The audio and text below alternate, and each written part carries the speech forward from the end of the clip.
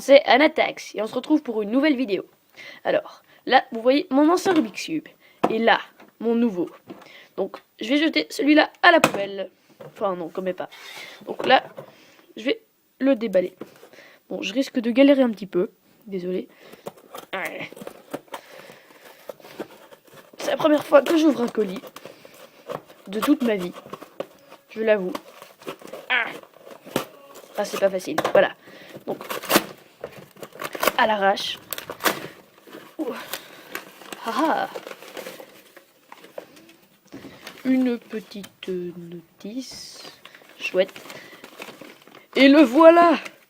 Mon Rubik's Cube que j'attendais tant. Comme vous pouvez le reconnaître, c'est sûrement la boîte. Le Diane Zachi. Donc, alors, ces boîtes, c'est toujours galère à ouvrir. J'ouvre, voilà, par derrière. Oui, enfin! Ça faisait tellement longtemps que je l'attendais.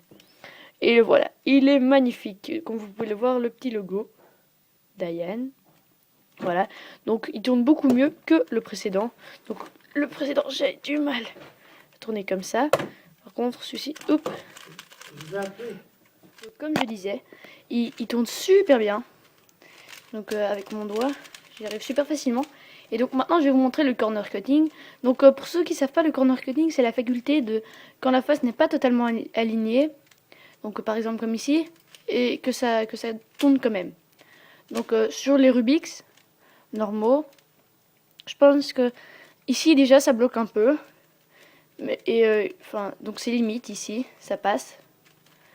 Par contre ici pour le Zanchi, je suis à 45 degrés pile et il passe. Un petit peu plus que 45 degrés. Je vais voir, je suis pas sûre. Oh, ça passe, impressionnant, vraiment impressionnant. Donc de nouveau 45 degrés.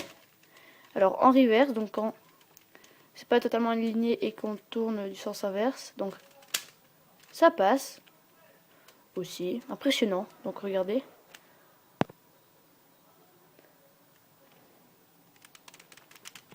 Non, ah voilà, c'est impressionnant. Alors, dans l'autre sens, le corner cutting, donc aussi 45 degrés, voilà. Génial, franchement, super cube.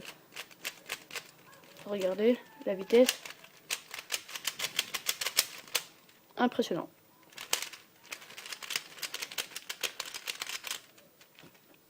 Voilà, donc, alors il a la particularité, contrairement au Rubik's Cube normal, qu'on sait défaire le center caps.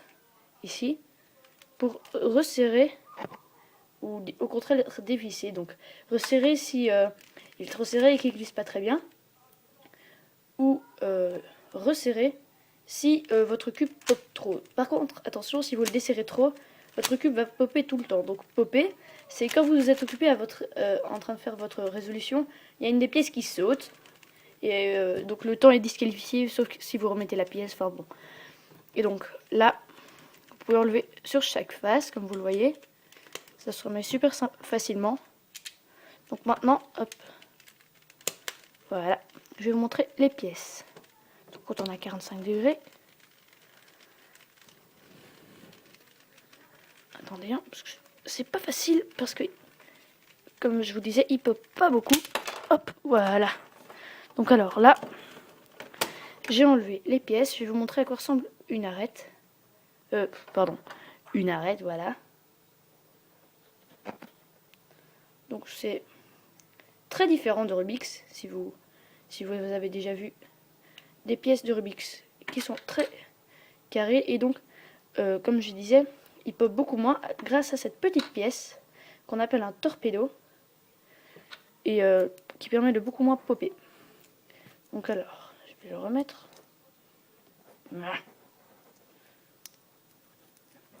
Voilà. L'autre pièce. Voilà. Et alors ça, ce sont des coins. Donc aussi très très beau, très esthétique tout ça. Alors je vais vous montrer comment ça tourne. Donc, attendez, hein. Je vais essayer de voir comment ils sont imbriqués dans le cube. l'autre sens. Voilà. Et voilà, donc vous voyez, ça tourne comme ceci. Donc il y a un peu de place et le torpedo bloque pour éviter que ça pop. Donc je vais le remonter.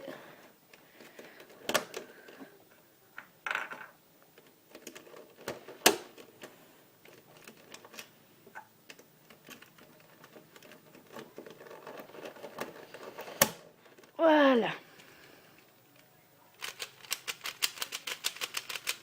Donc franchement, rien à dire, je suis super content de mon achat. À part peut-être que les autocollants s'abîment un petit peu. Bon, c'est pas arrivé très très vite. J'ai commandé via Amazon. Bon, c'est arrivé, je crois, en 10 jours. Oui, ça doit être ça. Et il tourne super bien. C'est vraiment très impressionnant quand vous passez d'un Rubik à ça. Donc, les couleurs. Je vais vous montrer pour voir si on différencie bien les couleurs. Voilà. Donc, on différencie quand il n'y a pas beaucoup de lumière, c'est un peu dur de différencier le rouge de l'orange.